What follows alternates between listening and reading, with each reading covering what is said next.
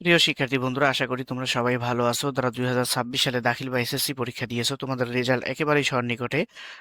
হয়তো দু একটা দিনের মধ্যেই তোমাদের রেজাল্ট প্রকাশ হতে যাচ্ছে। তো শিক্ষার্থী বন্ধুরা, তোমরা সবাই আশা নিয়ে আসো যে অনেক ভালো রেজাল্ট করবে। আমিও দোয়া করি তোমরা সবাই এ প্লাস পাও, সবাই খুব ভালো রেজাল্ট করো, তোমাদের কাঙ্ক্ষিত যে রেজাল্ট সেই রেজাল্ট তোমরা করো, সেই জন্য সবার জন্য সেই শুভকামনা থাকছে। তারপরেও বলা যায় না, কোনো কারণে যদি তোমরা তোমাদের কাঙ্ক্ষিত রেজাল্ট না পাও তখন তোমরা কি করবে। তো সেই প্রসেসটাই তোমাদেরকে আজকে বলবো, সেই বিষয়টাই। কি করবে তখন, তোমাদের দেরি না করে সাথে সাথেই তখন পরবর্তী করণীয় হচ্ছে তোমাদের বোর্ড চ্যালেঞ্জ করতে হবে, অর্থাৎ তোমাদের খাতা পুনরায় দেখার জন্য আবেদন করতে হবে।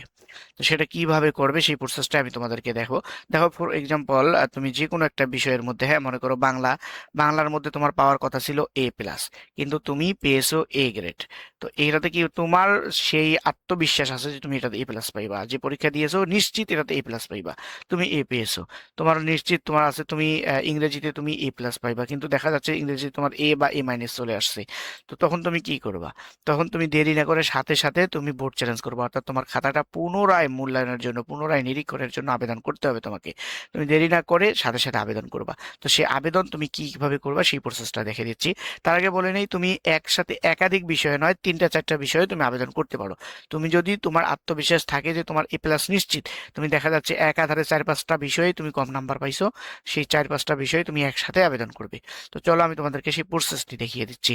তো পুনরায় আবেদন করার জন্য তুমি যেটা করবা, সেজন্য তোমার যেটা লাগবে সেটা হচ্ছে একটা টেলিটক সিম লাগবে। হ্যাঁ, একটা টেলিটক সিমের একটা যে কোনো সিম, কারো সিম হলে হবে, বা তোমার নিজের না থাকলেও যে কোনো তোমার বন্ধু বা যে কোনো আশপাশি বা যার যে কোনো একজনের একটা টেলিটক সিম নিয়ে সেখানে আগে রিচার্জ করে নেবে টাকা। কত টাকা রিচার্জ করতে হবে সেটা আমি বলে দিচ্ছি, একটু ধৈর্য সহকারে দেখো। তো সেই টেলিটক সিমের মোবাইলে উঠেই মেসেজ অপশনে যাইবা, যার পরে টাইপ করতে হবে RSC। এই যে RSC টাইপ করে স্পেস দিয়ে লিখতে হবে তোমার বোর্ডের প্রথম তিনটা অক্ষর। তুমি কোন বোর্ডে পরীক্ষা দিয়েছো? সারা বাংলাদেশে কিন্তু মাদ্রাসা বোর্ড একটাই, হ্যাঁ।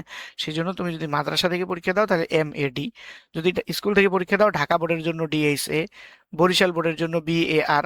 তো এরকম প্রত্যেকটা বোর্ডের প্রথম তিনটা অক্ষর লিখে দিবে। এরপরে স্পেস দিয়ে তোমার রোল নাম্বার লিখবে, এরপরে স্পেস দিয়ে তোমার বিষয় কোড লিখবে, অর্থাৎ কোন কোন বিষয়ে তুমি চ্যালেঞ্জ করতে চাচ্ছ।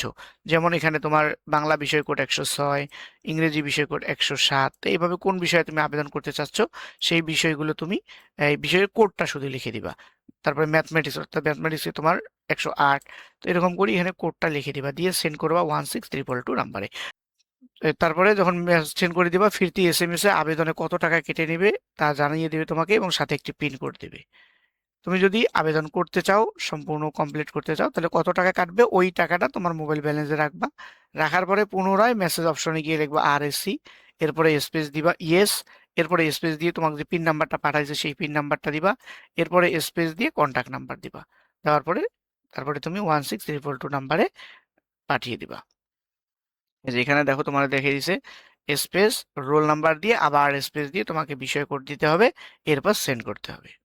আবার পুনরায় একাধিক বিষয়ে আবেদন করতে গেলে RSC স্পেস, বোর্ডের প্রথম তিনটা অক্ষর স্পেস, রোল নাম্বার, তারপরে স্পেস, এই যে এগুলো হচ্ছে বিষয় কোড 101, 102, 107, 108, বিষয় কোডগুলো লিখে কমা দিয়ে দিয়ে লিখবা। লিখে এক পত্রের জন্য, প্রত্যেকটা বিষয়ের জন্য 150 টাকা করে চার্জ নেবে।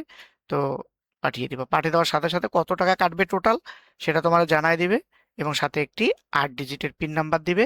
তো পুনরায় দ্বিতীয় মেসেজটা এভাবে লিখবা, এই যে এইভাবে RSC space yes space pin number space mobile number দিয়ে সেন্ড করে দিবে 16322 নাম্বারে। বাস, তোমার কাজ শেষ।